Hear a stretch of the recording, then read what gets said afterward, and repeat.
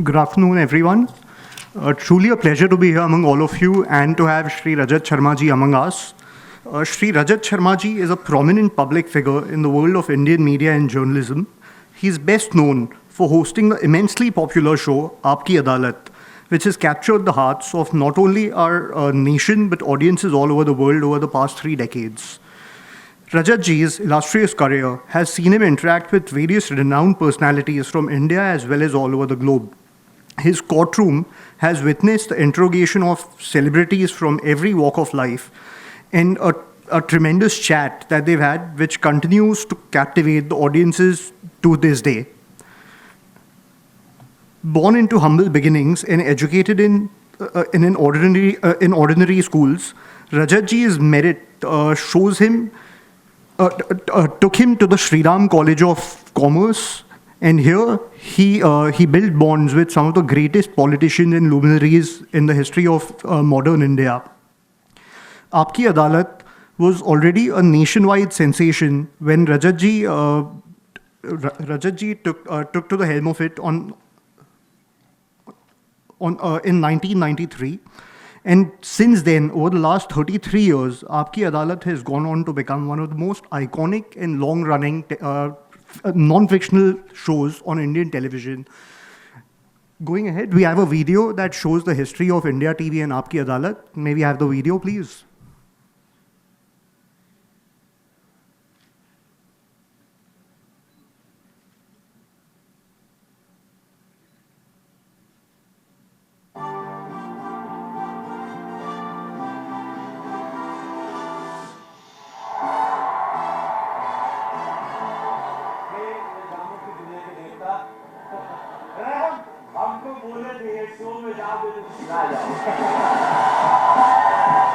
सामने कौन है देखिए जो सबको ग्रिल करते हैं।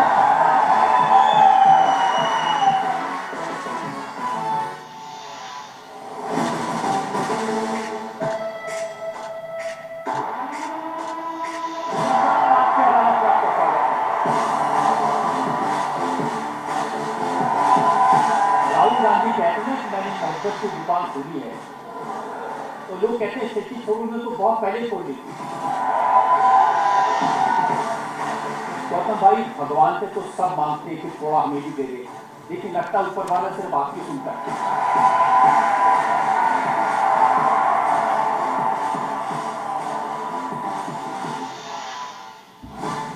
एक छत्र राज चलता है भारतीय जनता पार्टी में, जहां जाते हैं मोदी मोदी मोदी सुनाई देता है। ऐसा लग रहा है कि भारतीय जनता पार्टी में कोई दूसरा नेता बैठे नहीं। ऐसी गुरु है जिनकी परंपरा में कभी भाला कभी बुलडोजर और फिर कहते हैं अहिंसा। हमारे भगवान राम की परंपरा है। भगवान राम के टाइम पर बुलडोजर आते जैसे सब आप हिंदुस्तान में रहते हैं, यहाँ का नमक खाते हैं, यहाँ की रोटी खाते हैं, यहाँ की हवा में सांस लेते हैं, यहाँ का पानी पीते हैं, लेकिन बात करने के लिए बार बार पाकिस्तान भागते हैं।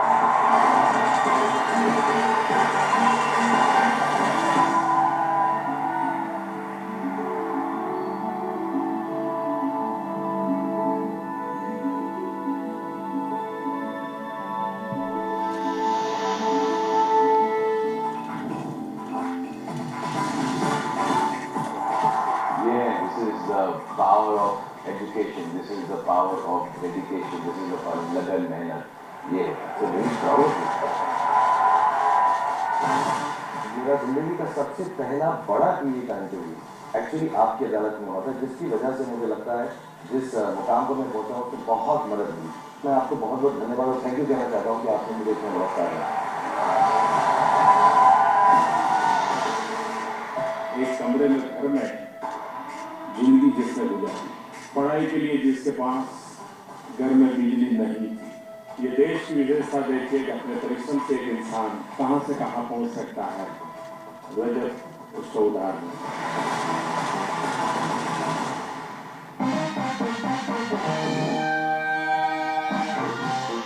This program has manifested the strength of our democracy. And please do not change your role to be the public prosecutor of the people of India.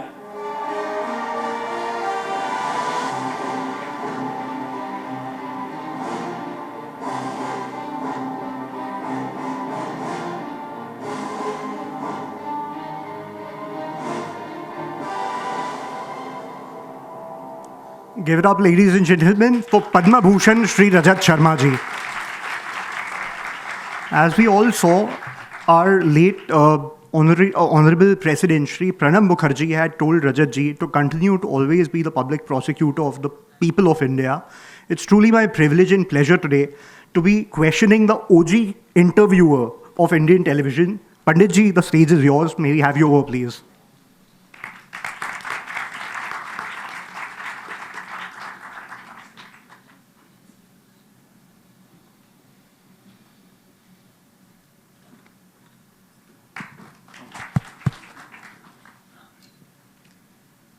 Thank you once again, Rajat ji, for being among us. Truly a privilege and a pleasure to have you in such a wonderful audience that we have in a jam-packed auditorium is what we absolutely expected with your presence. Pandit ji, 33 years of Aapki Adalat. My age is 38, and to really benchmark it against that, for a show to continue being relevant for over 3 decades, and not just relevant, but robust, something that gets great views, has continued to always thrive and be the centerpiece of Indian television news is truly an incredible feat. Love to know where the germ of this show started, and I believe it happened with a lucky coincidence on a flight. Would love to hear that story, sir. Actually, आपकी अदालत कोई planned show नहीं था, ये coincidence था, accident था। 1992 में जी TV शुरू हुआ था और सुभाष चंद्रा ने वो चैनल शुरू किया था। उस ज़माने के लोग मालूम है उसमें ऐसे प्रोग्राम होते थे, जंगली तूफान, टायर पंचर, सांप सीढ़ी, और वो प्योरली एंटरटेनमेंट चैनल था। और मैं सुभाष जी को जानता था क्योंकि वो मुंबई में रहते थे। मैं मुंबई में एक न्यूज़पेपर, डेली न्यूज़पेपर में एडिटर था, और फ्लाइट दिल्ली से मुंबई जा रही थी। उस फ्लाइट में मेरे साथ गुलशन ग्रोवर बैठे थे जो मेरे साथ कॉलेज में थे। तो गुलशन ग्रोवर ने मुझे कहा कि ये उनके यहाँ फ्रेंच कट दाढ़ी, तो उसने कहा इसको जानता है दाढ़ी को? तो ऐसे हाँ जानता हूँ, बताओ क्या बात है। उन्होंने कहा कि इन्होंने एक चैनल शुरू किया, उस चैनल पर अगर मेरा इंटरव्यू आ जाए तो उसका मुझे बड़ा फ़ायदा होगा। तो मैं सुभाष चंद्रा जी के पास गया, ये वहाँ आइल में खड़े थे, और पार्ले के ओनर वो भी उस फ्लाइट में थे। तो हम तीनों ने बात शुरू की। तो मैंने कहा कि भाई हमारा ये दोस्त है गुलशन ग्रोवर, इसका आप इंटरव्यू करो।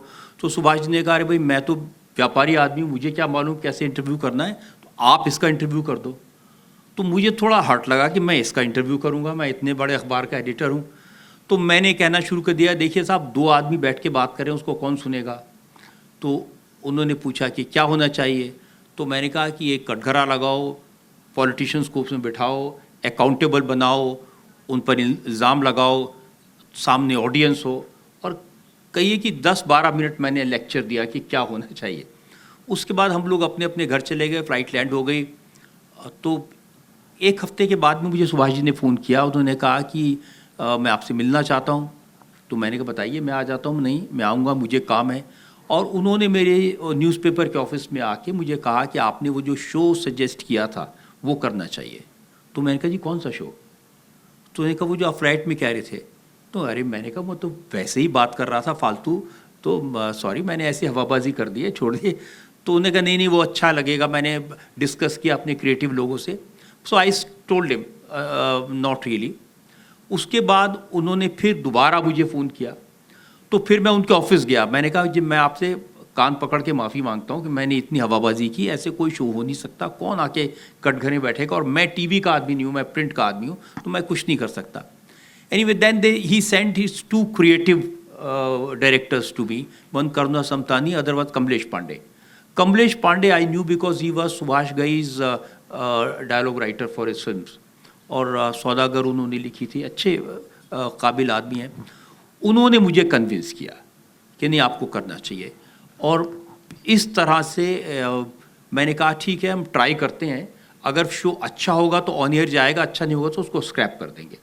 और उस ज़माने में पहला जो हमने शो किया उस ज़माने, आज तो खैर एक सेट लगा हुआ है परमानेंटली, हम कभी भी रिकॉर्डिंग कर सकते हैं। तब तो एक स्टूडियो हायर किया, उसमें सेट लगाया, और फिर चूँकि सेट लगाया तो उसका खर्चा था, तो 4 लोग पहले राउंड में हमने किया।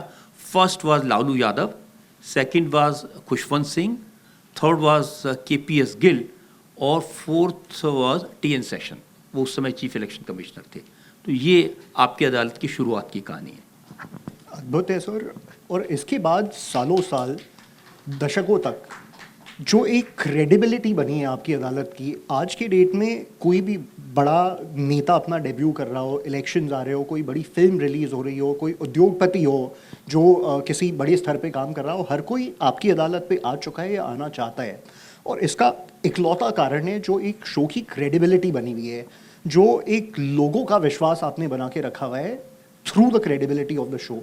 सर, ये क्रेडिबिलिटी बनने में साल लग जाते हैं और हटने में एक मौका या एक इंसिडेंट भी हटा देता है, और 33 साल तक आपने ये क्रेडिबिलिटी बनाए रखी है।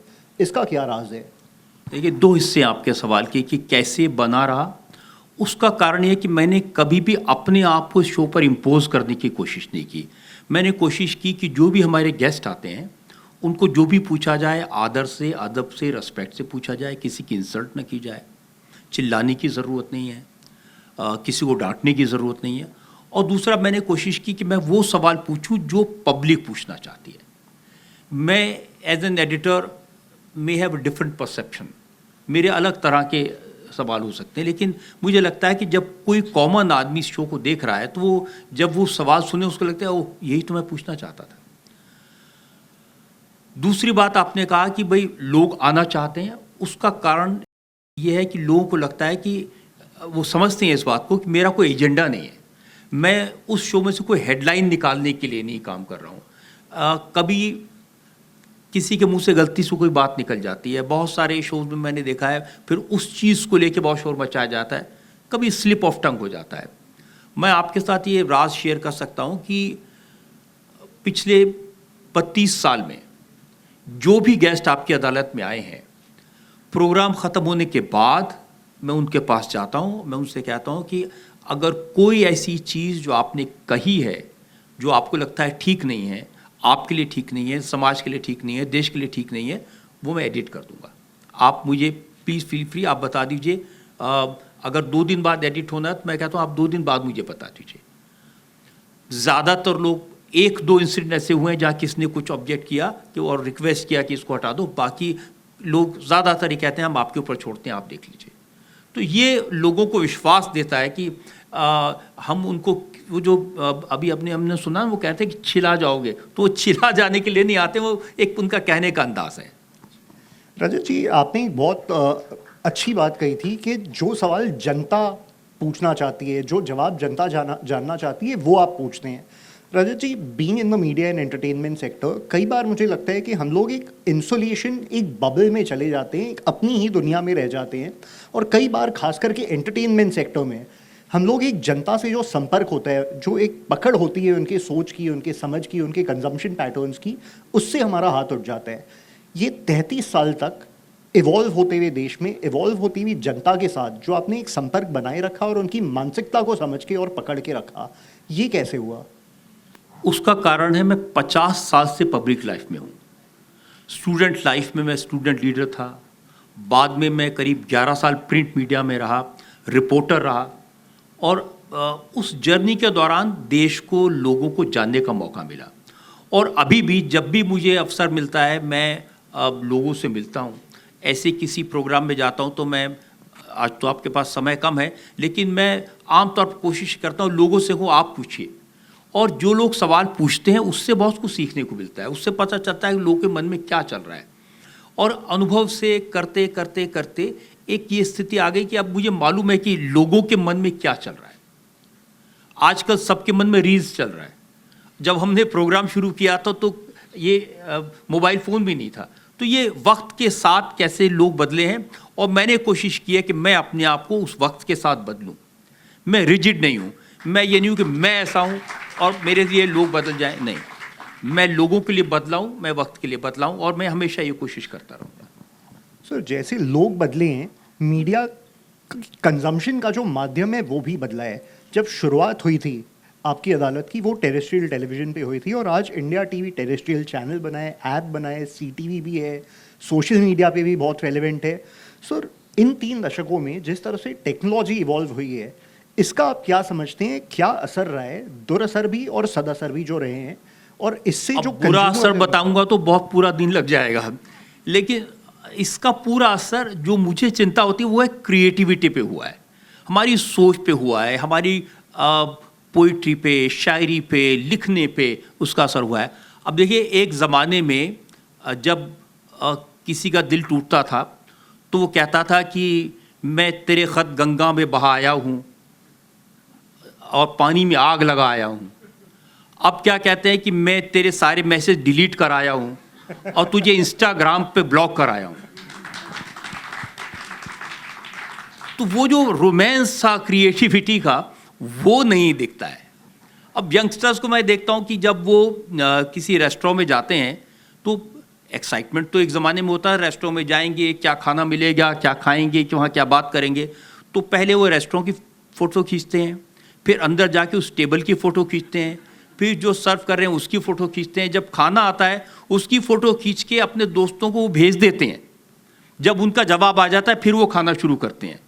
तो वो जो रोमांस था, हम किसी जगह में जाते हैं, कोई शहर को देखने जाते हैं, आज पहले सर्च करके हमें पता होता है यहाँ जाएंगे, ऐसा एयरपोर्ट है, यहाँ उतरेंगे, ऐसी गाड़ी आएगी, ऐसा होटल होगा, ये टूरिस्ट स्पॉट है जिसको विजिट करना है। तो वो जो एक्साइटमेंट था लाइफ का वो ख़त्म हो गया, और उस एक्साइटमेंट से क्रिएटिविटी होती है। उस एक्साइटमेंट से अब देखिए, चाहे वो गूगल हो, चाहे वो मेटा हो, उन्होंने तो भूख, गरीबी, तकलीफ नहीं देखी है, लेकिन क्रिएटिविटी दर्द से निकलती है, तकलीफ से निकलती है। जिसने लोगों की तकलीफ देखी है उससे क्रिएटिविटी निकलती है। तो ये परिवर्तन मैं देख रहा हूँ आज के ज़माने में। तो इसलिए जो आज के ज़माने के लोग जिस तरह से आ रहे हैं, उनको उस पेट में आग नहीं है, भूख नहीं है, वो उस तरह की क्रिएटिविटी को नहीं सपोर्ट कर रहे हैं। और सर, सदा सर, इस टेक्नोलॉजी के the benefits of it? Benefit ये है कि हर आदमी क्रिएटिव बन गया है। बेनिफिट ये है कि अब हर आदमी रील बनाने में लगा है। अब ये नहीं होता कि भाई मेरी कमीज तेरी कमीज से ज़्यादा सफ़ेद है, अब वो कहते हैं मेरे रील के हिट्स तेरी रील से ज़्यादा हिट्स हैं। और हमारे देश में मैं देखा, हमारे जो ओल्डर जनरेशन के लोग हैं, जिनके पास टाइम है, जो रिटायर्ड लोग हैं, उनको बहुत अच्छा पास टाइम मिल गया। और बहुत सारे ऐसे लोग हैं जिनके पास दिन में टाइम होता है। कोई ड्राइवर है, वो सुबह आए और शाम को वापस उनको जाना है, दिन भर ऑफिस में है। सिक्योरिटी के लोग हैं, सेक्रेटरी स्टाफ के लोग हैं, बहुत सारे जिनके पास जब, और घरों में जो महिलाएं बैठी, गृहिणियाँ, वो अपना काम कर लिया और उसके बाद उनके लिए एक बहुत अच्छा, और इससे लोगों की नॉलेज बढ़ी है, इन्फॉर्मेशन उनको मिलती है। बस सिर्फ फ़र्क हमें इतना करना है कि सही और गलत इन्फॉर्मेशन में हम उसको शिफ्ट कर सकें। ये थोड़ी प्रॉब्लम है कि, लेकिन उन लोगों के लिए पास टाइम बहुत अच्छा है, जानकारी बहुत अच्छी है, नॉलेज बहुत अच्छी है, और पूरी दुनिया के बारे में नॉलेज मिलती है, और इसने पूरी दुनिया को बहुत करीब ला दिया है। सो मीडिया एक व्यापार ज़रूर है, पर उसके अलावा बहुत बड़ी जिम्मेदारी भी है, because the media is the publics view into the happenings and events of the country. Sir, ये जो जिम्मेदारी है, आज की डेट में हम देखते हैं एक टर्म है जो बहुत ज़्यादा चलती है, जिसका चलन है फेक न्यूज़। और कई बार अब बहुत सारे सोशल मीडिया पे हो गया, जब एक डेमोक्रेटाइज हो गया है ओपिनियन मेकिंग का प्रोसेस, जो सत्य है वो ढूंढना कई बार इस भीड़ में बहुत मुश्किल हो जाता है। तो इसमें सर, आज के डेट में मीडिया का जो रोल है वो और अहम हो जाता है। इसके बारे में आपका विचार? देखिए, फेक न्यूज़ से बात और ज़्यादा आगे बढ़ गई है। अब बात आगे डीप फेक पर। मैं पिछले साल भर से ये प्रॉब्लम महसूस कर रहा हूँ। मैं आपको अपना अनुभव बता देता हूँ। एक वीडियो आया जिसमें मैं डायबिटीज़ की दवाई बेच रहा हूँ। एक वीडियो आया जिसमें मैं लोगों को घुटने का दर्द की दवाई बता रहा हूँ। एक करीब 12-15 साल पहले, आज की बात में, मैंने अमिताभ बच्चन साहब का इंटरव्यू किया था। उस इंटरव्यू को AI के ज़रिए एक नया रूप दिया गया, जिसमें मैं उनसे पूछ रहा हूँ, अमित जी आपके घुटनों का दर्द कैसा है? वो कह रहे हैं, रजत जी आपने जो पीड़ांतक दवाई मुझे सजेस्ट की थी उससे मेरा दर्द बिल्कुल ठीक हो गया है। बड़े बड़े डॉक्टर्स के साथ कॉन्वर्सेशंस हैं। रिसेंटली मैं लोगों को बता रहा हूँ कि गोल्ड का रेट अब कितना बढ़ने वाला है, सिल्वर का रेट कहाँ जाने वाला है। इन सब से मेरा कोई ताल्लुक नहीं है। और कोर्ट में जाते हैं, कोर्ट से ऑर्डर मिलता है, उसको डिलीट करने के लिए कहते हैं, और उसके अंदर हमने देखा कि कभी 7 दिन लगा दिए, कभी 8 दिन लगे। उस दौरान 5 मिलियन लोगों ने देख लिया। रिसेंटली उस्ताद अमजद अली खान साहब मुझे एक जगह मिले, वो अलग मुझे कोने में ले गए। उन्होंने कहा आपसे बात करनी है। मैंने कहा जी बताइए। देखिए आपको भगवान ने इतना दिया है, आप इतने बड़े आदमी हैं, इतने। तो मैंने कहा उस्ताद जी वो सब ठीक है, लेकिन क्या क्यों कह रहे हैं आपको ये ना डायबिटीज़ की दवाई नहीं बेचनी चाहिए। तो मैंने कहा कि वो फेक है, वो डीप फेक है, वो आर्टिफिशियल इंटेलिजेंस से वो बनाए जाते हैं और उसमें हमारा वीडियो होता है, जिसको वॉइस ओपन पोस्ट कर दी जाती है। तो मैंने उनको करीब 5-6 मिनट एक्सप्लेन किया। उन्होंने कहा वो सब बिल्कुल आपकी बात ठीक है, लेकिन आपको वो दवाई नहीं बेचनी चाहिए। तो वो जनरेशन के लोगों को समझाना मुश्किल है। मैं आपके साथ शेयर करता हूँ, कल ही हमने दिल्ली हाई कोर्ट से एक ऑर्डर लिया है जिसमें मैंने अपने इम्पर्सोनेशन के लिए केस किया था, और उन्होंने गूगल को ये ऑर्डर किया कि जितने भी ऐसे वीडियोस हैं 48 घंटे के अंदर उनको हटाया जाए। और फिर उस ऑर्डर में जज साहिबा ने यह भी कहा कि बार बार इनको आना पड़े कोर्ट, ये भी अच्छी बात नहीं है। अगर ये कहें कि ये डीप फेक है, ये मैं नहीं हूँ, आपको सीधा कहें तो ये गूगल को वो तुरंत हटाना पड़ेगा। तो ये एक जैसे जैसे टेक्नोलॉजी बढ़ती है, ये चैलेंजेस बढ़ते हैं। तो मिसलीड करना लोगों को, और मिसलीड कौन होते हैं? जो क्विक मनी पैसा कमाना चाहते हैं, उनको लगता है ये इन्वेस्टर है।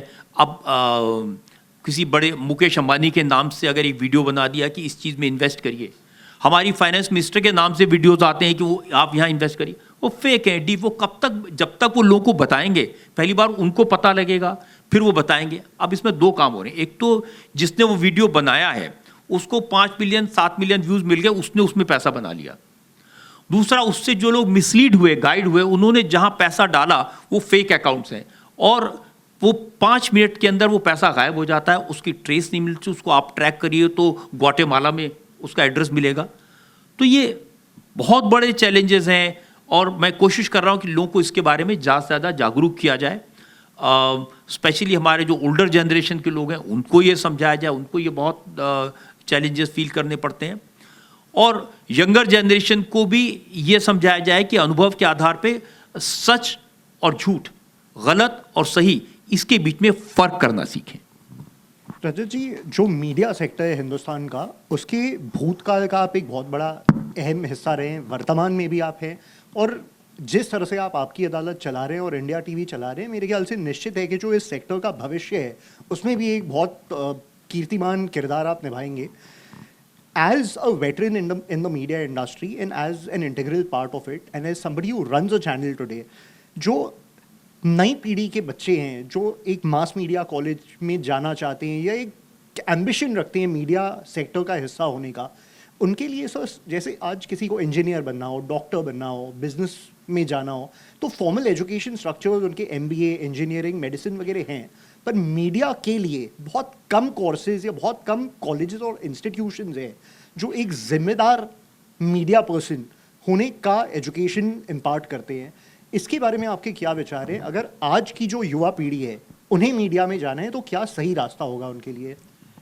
देखिए, आपकी ये बात बिल्कुल सही है। हमारे यहाँ मीडिया में ट्रेन करने वाले इंस्टीट्यूशंस नहीं हैं, और जो इंस्टीट्यूशंस हैं वो भी दुकानें हैं। They are commercial, they charge lot of money, and when after paying so much the person does not get a job, they feel disappointed.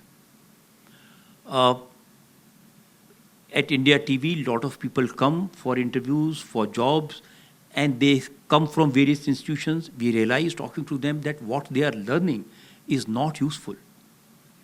Absolutely not. जो हमारी बाकी एजुकेशन भी जो स्कूल में, कॉलेज में पढ़ाते हैं, वो आपको ज़िंदगी में काम नहीं आता है। लेकिन मीडिया के लिए जो स्पेसिफिकली पढ़ाते हैं उसको लगता है कि ये कोर्स मैं कर लूँगा तो शायद मुझे नौकरी मिल जाएगी। लेकिन जब वो लोग हमारे पास आते हैं तो उनको डीब्रीफ करना पड़ता है, उनको समझाना पड़ता है कि जो कुछ आपने सीखा उसको भूल जाइए। ज़्यादातर लोग, 99% लोग, they learn on the job when they are working. और ये जो हेड ऑफ द डिपार्टमेंट्स होते हैं, जो सीनियर लोग होते हैं, उनके लिए बड़ा मुश्किल काम होता है अपना काम भी करना और उनको सिखाना भी। और हेड्स ऑफ टू देम, वो टाइम निकाल के उनको सिखाते हैं, मेंटोर करते हैं। और जिसको मेंटोर करते हैं जिसको बड़ा बनाते हैं और सोचते हैं कि अब मैंने इसको तैयार किया, ये मेरे काम आएगा, वो थोड़े दिन में दूसरे चैनल में चला जाता है 10,000 रुपये ज़्यादा लेने के लिए। और ये रोज़ ये चीज़ें फेस करते हैं। मैंने एक बार इस चीज़ का विचार किया कि हम एक मीडिया इंस्टीट्यूट क्रिएट करें।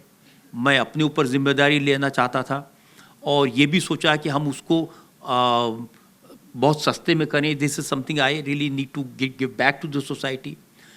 लेकिन एक अड़चन उसमें आई और हमने न्यूयॉर्क में जाके 2-3 इंस्टीट्यूशन को स्टडी भी किया था, वो लोग कैसे सिखाते हैं, हम लोग कैसे कोर्सेज सिखा सकते हैं, ये भी सोचा था। वो प्रैक्टिकल होंगे, वहाँ से सीख करके कोई न्यूज़ चैनल में चले जाएंगे। But overall the structure of fee वो बहुत ज़्यादा आ रहा था, और स्पेशली हमारे जो बच्चे बाहर से आते हैं उनके लिए रहने का, खाने का, इस सब चीज़ का खर्चा हम अगर उसको सब्सिडाइज कर भी दें तो भी बहुत ज़्यादा आ रहा था। और फिर मुझे लगा कि कोई बच्चा यहाँ आकर पढ़ेगा, अपने घर में मेरा नाम लेके वो आएगा, बताएगा कि मैं रजत शर्मा जी के इंस्टीट्यूशन में जा रहा हूँ, और माँ बाप पैसा खर्चेंगे इस विश्वास के साथ कि वो कुछ सीखेगा, बनेगा, और फिर उसको अगर नौकरी नहीं मिली तो वो मेरे बारे में क्या सोचेंगे। सिर्फ ये विचार जब आया तो फिर मैंने वो इरादा छोड़ दिया। लेकिन मेरे मन में है, कोशिश है, कोई ना कोई ऐसा तरीका निकालें जिसमें हम लोगों को मेरे पास इतना सामर्थ्य हो कि मुफ्त में वो एजुकेशन दे सकें। उसकी कोशिश मैं किसी दिन ज़रूर करूँगा। सामर्थ्य के अलावा आपके दर्शकों का आशीर्वाद और प्यार है, और अगर हुआ तो आप जैसा क्रेडिबल व्यक्ति अगर इंस्टीट्यूशन चलाए तो पूरा यकीन है मुझे बहुत अच्छा रहेगा। सर, आपकी अदालत में जनता के जो मन के सवाल हैं वो आप उठाते हैं। इस बार जो हमारी जनता है उनसे 2 सवाल लेते हैं आपके लिए, इफ यू परमिट। नहीं, 2 नहीं, जितने चाहें आप लीजिए, मुझे कोई। So with a raise of hands can we have 2 questions for Rajat ji? Yes please.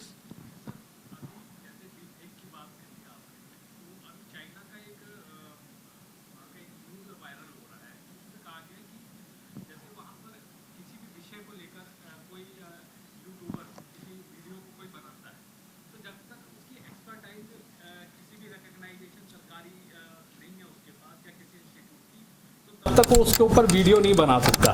तो क्या ऐसा यहाँ पे भारत में भी संभव है?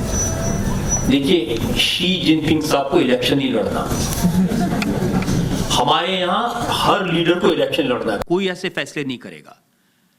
कोई भी आदमी हमारे देश में अभिव्यक्ति की आज़ादी पर ज़रा सा भी कर्ब लगाने की कोशिश करेगा, चाहे वो कितना ही सही हो, उसको लोग पसंद नहीं करेंगे और कोई आदमी ये रिस्क नहीं लेगा। ये कभी कोर्ट्स इसका फैसला कर दें तो कर दें, लेकिन मैं देखता हूँ बहुत सारे ड्राफ्ट्स आते हैं आईटी को लेकर के, एआई को लेकर के, और वो फिर उसी लेवल पर रिजेक्ट हो जाते हैं, क्योंकि कोई भी ये ख़तरा मोल नहीं देना चाहता। अगर ये चाइना होता तो कुछ भी आप कर सकते हैं, फिर तो वहाँ कोई रोकने वाला नहीं। ये जब हम चाइना से मुकाबला करते हैं ना कि वहाँ की सड़कें ऐसी हैं, वहाँ के होटल्स इतने अच्छे हैं, वहाँ इतना मीडिया पर कोई इस तरह की बदतमीजी नहीं करता, तब ये सोच लेना चाहिए कि वो डेमोक्रेसी नहीं है। हम चाइना से कंपेयर नहीं कर सकते। और अब तो जो देश दुनिया की सबसे बड़ी ताकतवर डेमोक्रेसी थी, वहाँ भी डेमोक्रेसी नहीं दिख रही है। सिर्फ एक हमारा देश बचा है जहाँ लोकतंत्र है। कुल एक और प्रश्न जी।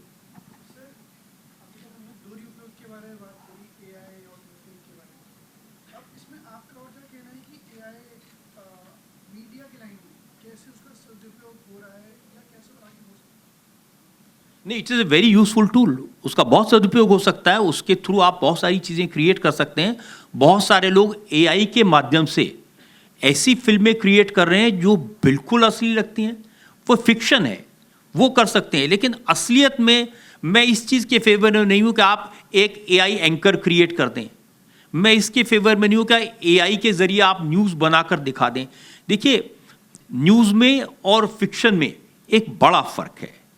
फिक्शन को लोग विद डाउट्स देखते हैं। जैसे मैं आपको एग्जांपल देता हूं, अहमदाबाद में एयर इंडिया के प्लेन का एक्सीडेंट हुआ। 262 लोग थे प्लेन में, 261 मारे गए, एक आदमी बच गया। ये न्यूज़ चैनल्स ने दिखाया तो लोगों ने भरोसा किया। अगर ये इंसिडेंट कोई फिल्म में दिखाया जाएगा तो लोग कहेंगे अरे यार क्या दिखा रहे हैं, एक आदमी बचा दिया, ये हीरो है इसको बचा दिया। ये तो हमेशा ही, लेकिन ये हुआ है हमने देखा है, ये चमत्कार है।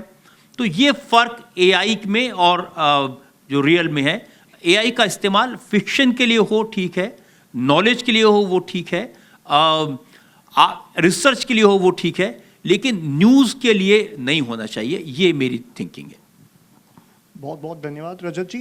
एक अंतिम जी मेरा सवाल ये कि जैसे अभी फेक न्यूज़ पर तो बात हुई, ठीक है, बात चल रहा है बहुत तेजी से, लेकिन अगर कोई फेक न्यूज़ किसी रिपीटेड चैनल ने चला दिया बाय मिस्टेक, उसके बाद उसको अप्लाइज करने के लिए जब कंफर्म हो जाता है कि ये फेक न्यूज़, उसको उस पोटेंशियल से क्यों नहीं दोबारा रिले किया जाता है? जैसे हमने दिखाया था, ये हो गया, ये हो गया, ये हो गया, ये हो गया।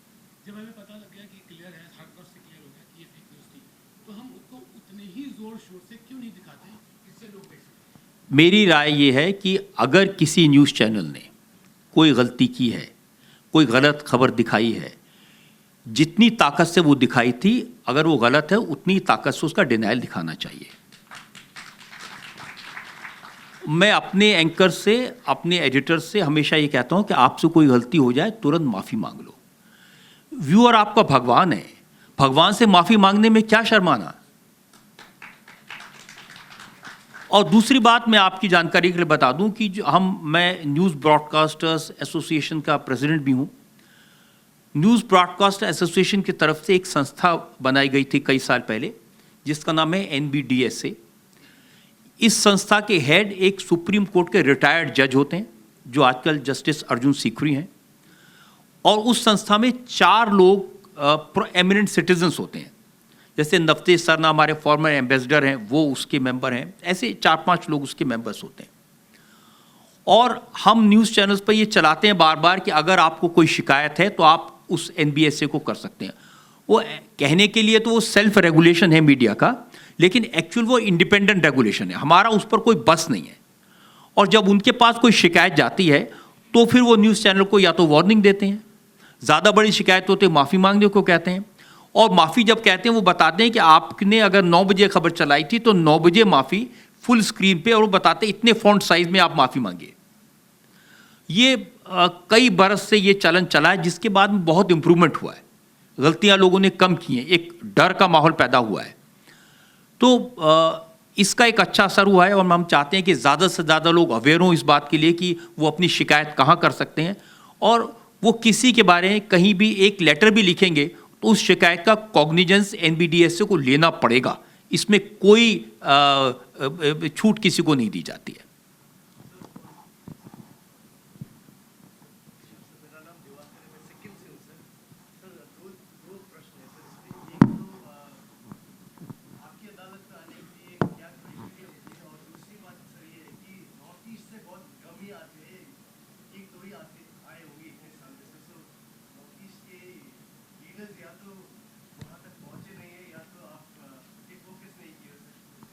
नहीं, एक्चुअली कभी ऐसे सोचते नहीं कि नॉर्थ ईस्ट ये जो इंटरेस्टिंग, जैसे हिमंता बिस्व शर्मा वो आए थे, उनका प्रोग्राम बहुत इंटरेस्टिंग था।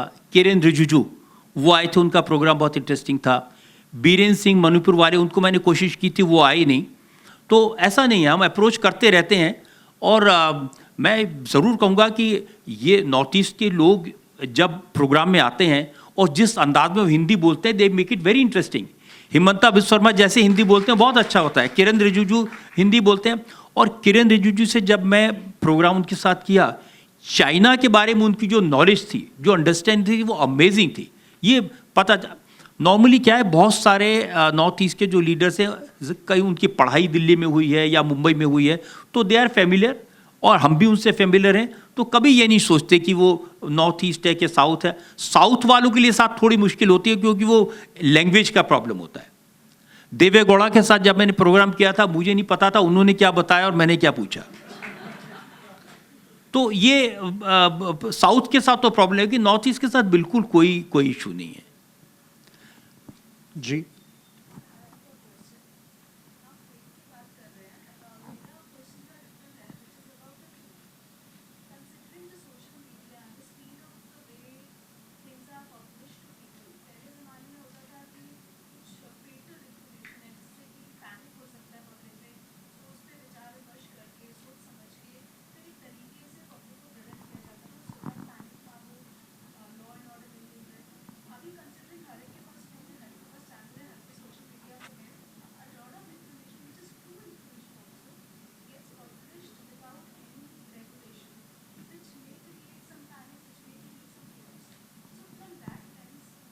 मैं आई गेट योर पॉइंट, आपने बिल्कुल सही बात कही। मैं आपको एक एग्जांपल बताता हूं जो सबकी समझ में आएगा।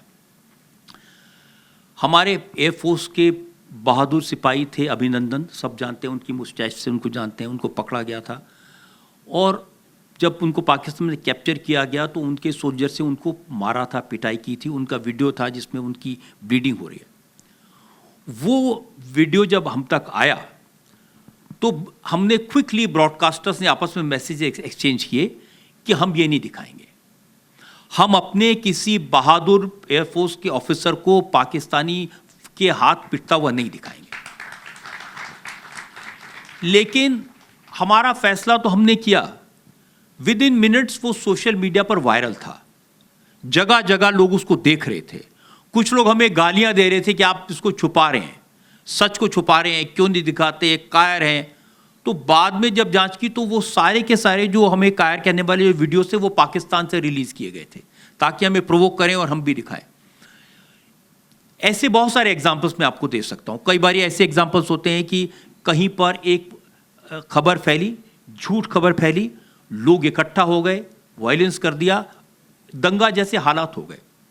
एक ज़माना था जब कुछ ऐसी हालत होती थी तो पुलिस न्यूज़ चैनल्स पर पाबंदी लगाती थी। अब न्यूज़ चैनल्स पर पाबंदी नहीं लगाते, अब उस इलाके में इंटरनेट पर पाबंदी लगाते हैं, क्योंकि वो सारी चीज़ें सोशल मीडिया से वायरल होती हैं। There is a sense of responsibility what the broadcaster is saying, क्योंकि ब्रॉडकास्टर्स के जो न्यूज़ चैनल है उसमें एडिटर्स हैं, अनुभवी लोग हैं, उनको मालूम है कि समाज के लिए क्या अच्छा है, समाज के लिए क्या अच्छा नहीं है। बहुत सारी खबरें रोज़ किल की जाती हैं, लेकिन वो सोशल मीडिया पर नहीं होता, क्योंकि उसके लिए कोई कानून नहीं है, उसके लिए कोई ऐसी इंस्टीट्यूशन नहीं है जो उनको कंट्रोल करे, और वो तेज़ी से लोग, कोई भी लोग लिखते हैं, झूठ बोलते हैं, वो फैलता है। अब धीरे धीरे लोग सेंसिटाइज हो रहे हैं और लोगों के मन में सोशल मीडिया पर जो आता है, जो व्हाट्सएप पर आता है, उसको लेकर लोगों के मन में शक पैदा हो गया। वो एक ऐसी चीज़ है जो शायद इस किसी एनार्की से हमको बचा सकती है। पंडित जी, मेरे पास तो मुझे बताया गया है 12:50 तक का समय है, जिसमें 4 मिनट बचे हैं। तो पंडित जी, एक आखिरी सवाल इन सब के प्रतिनिधित्व में आपसे पूछ लेता हूँ। जो भविष्य है मीडिया का, जिस तरह से इवॉल्व कर रहा है, जैसे आपने बताया अच्छी खबर से ज़्यादा तेज़ी से बुरी खबरें फैलती है। आज राय देने वाले ज़्यादा होते हैं खबर देने से ज़्यादा न्यूज़ पे। तो इन जो गतिविधियों के बीच में जहाँ मीडिया है, आपके ख्याल से भविष्य क्या है मीडिया का, जहाँ सोशल मीडिया? देखिए, मुझे इसकी ज़्यादा चिंता नहीं है कि नेगेटिव न्यूज़, ये एक टेंडेंसी है हम सब में, जो नेगेटिव न्यूज़ होती है उसको देखते ही हैं, उस पर रिएक्ट ज़्यादा करते हैं, पॉजिटिव न्यूज़ कम देखते हैं। ये एक ह्यूमन टेंडेंसी हमारे देश में नहीं, पूरी दुनिया में है। जो चिंता है वो ये है कि सोशल मीडिया में एक सेक्शन तैयार हुआ है जो हमारे देश के हीरोज़ को डिमीन कर रहा है, डिमोलिश कर रहा है। कोई भी देश, कोई भी समाज अपने हीरो से इंस्पायर होता है, हीरोज देश को बनाते हैं। महात्मा गांधी हमारे हीरो हैं, सुभाष चंद्र बोस हमारे हीरो हैं, भगत सिंह हमारे हीरो हैं। आज के जमाने में नरेंद्र मोदी इस देश के हीरो हैं। लेकिन आप एक एक हीरो को, पंडित जवाहरलाल नेहरू हमारे हीरो हैं, इंदिरा गांधी हमारी हीरो हैं। अब एक एक करके किसी भी वजह से आप महात्मा गांधी को डिमोलिश करेंगे, उनकी सेक्स लाइफ के बारे में बात करेंगे, आप पंडित जवाहरलाल नेहरू को डिमोलिश करेंगे, उनको आप देशद्रोही बताएंगे। ये बहुत खतरनाक काम है, बहुत खतरनाक काम है। और मैं चाहता हूं कि हमारे जो यंगस्टर्स हैं वो इस चीज़ से अवेयर रहें, क्योंकि उन्होंने आज का ज़माना देखा है, उन्होंने वो ज़माना नहीं देखा। 1947 से लेके अब तक जिन लोगों ने इस देश के लिए बलिदान दिया है, मीडिया में किसी को भी किसी भी वक्त दलाल कह देना, सरकार का एजेंट कह देना, गोदी मीडिया कह देना, ये किस लिए? जो कहने वाले हैं वो फेल्ड और फ्रस्ट्रेटेड हैं, वो ज़िंदगी में कुछ अचीव नहीं कर पाए, इसलिए अचीवर्स को पर वो हमला करते हैं। और उनके हाथ में एक मोबाइल फ़ोन है, वो किसी के बारे में कुछ भी लिख सकते हैं। ये ट्रेंड ख़तरनाक है, इसके लिए हमको अवेयर होना चाहिए और दूसरों को भी अवेयर करना चाहिए। धन्यवाद सर। पंडित जी, आपका नाम रजत है, पर आपके शब्दों का मोल आज स्वर्ण से कम नहीं है। बहुत बहुत शुक्रिया आपके ओपिनियंस के लिए, आपके विचारों के लिए। मुझे पूरा यकीन है कि जो आज के हमारे दर्शक हैं उन्हें बहुत लाभ होगा आपके शब्दों का, आपके विचारों बहुत का। धन्यवाद आपका। Thank you so much for being here. Thank you all of you for being a wonderful audience.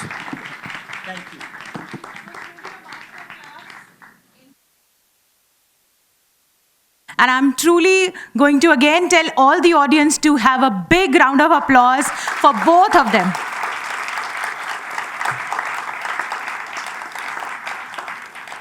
I would now like to request Professor Richa Kamoj, Head of Department Kala Darshan Division, IGNCA, to please felicitate Shri Rajat Sharma ji with a token of appreciation.